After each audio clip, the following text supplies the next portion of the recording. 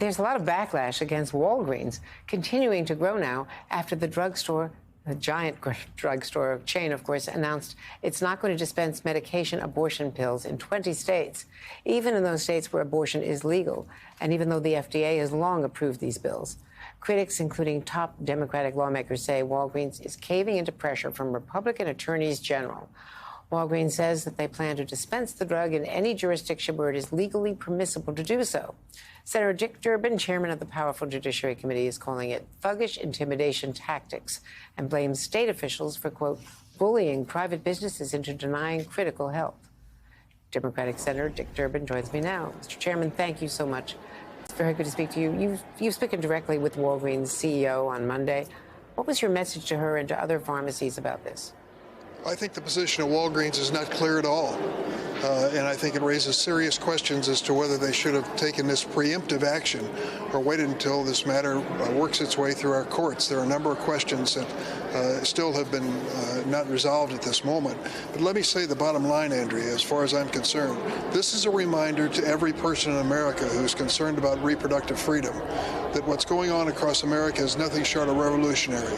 The elimination in the Dobbs decision of a constitutional right for women to make the choice on their own future was unprecedented. It never happened before. And now we're seeing it play out, not in the Supreme Court of the United States across the street, but in pharmacies around the nation.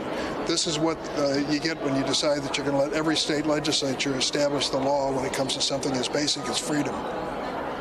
Now, in Texas, there's a federal court, a U.S. District Court judge, who is expected to rule any day now on a lawsuit to pull FDA approval of the same abortion pill. HHS Secretary Becerra says that he expects a decision now, adds, in quote, what he says is, my suspicion is he's beginning to read the law. So he went through your committee in 2017. He was a Trump nominee. You know, what's going on with this ruling? Well, I can tell you the ruling, of course, is for the judge to make, but the bottom line is this. The Food and Drug Administration decided 20 years ago this drug was legal and safe, and it's been used since then consistent with that FDA approval.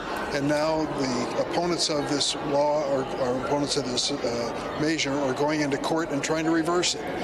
Think about that for a second. To take a drug that's been on the market legally and effectively for 20 years and to challenging in a court, and one judge in Texas is going to decide for the nation, at least for some period of time, it shows the extremes these folks are willing to go to deny the basic access and basic rights of American women.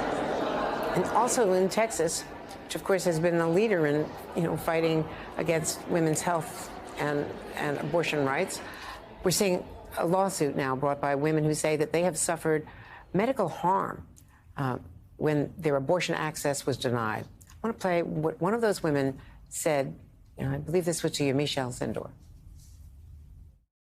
To then go through this additional trauma where the state was saying you don't have control of your body was just further isolation.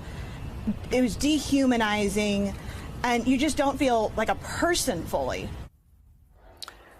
Lauren Miller was able to go out of state, Senator, but Yamiche, as I was referring to, did a story the other night on a woman who had to go into the ICU because she was carrying a fetus with no heartbeat and was unable to get the medical attention and could not prove that it was medically needed. And now we'll have a very difficult time conceiving in the future because of the scar tissue that she endured. This is happening all over the country now. Andrea, it's not an isolated situation. It is happening all over the country. It is a decision by the Republican Party and by the judges that support their position to take away the right of individual women and their doctors to make this entirely personal and sometimes life or death decision. To have legislators trying to draw up standards that apply in every case ultimately is going to create the kind of awful situations we just heard described, where some women are going to have their health and their lives endangered because the legislature decided to take a political position. For 50 years, we guaranteed the right of a woman to make that choice. There were limits to it, and there should have been. I don't disagree with that. But the bottom line now is saying that this is going to be left up to every state legislature and every state governor is just not in the best interest of medical care of our population. Now, the Senate is expected to vote later today on the D.C. crime law, which D.C. Council is withdrawn, but they're pushing ahead with a vote. You've said Senator Cory Booker made a very moving speech at the lunch yesterday. Have you rethought your position about whether or not this would become, as you know, the first time in 30 years that Congress will have reversed a decision by D.C. lawmakers in violation of what's supposed to be home rule? There are many parts of this new criminal code in D.C.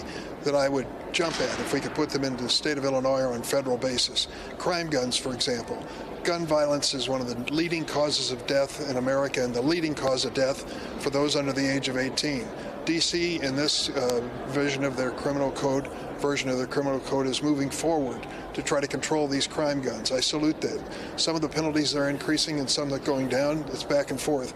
It seems to me to be a balanced approach. And for Congress to preempt any local government, including the District of Columbia, is in this situation, I think, unwise.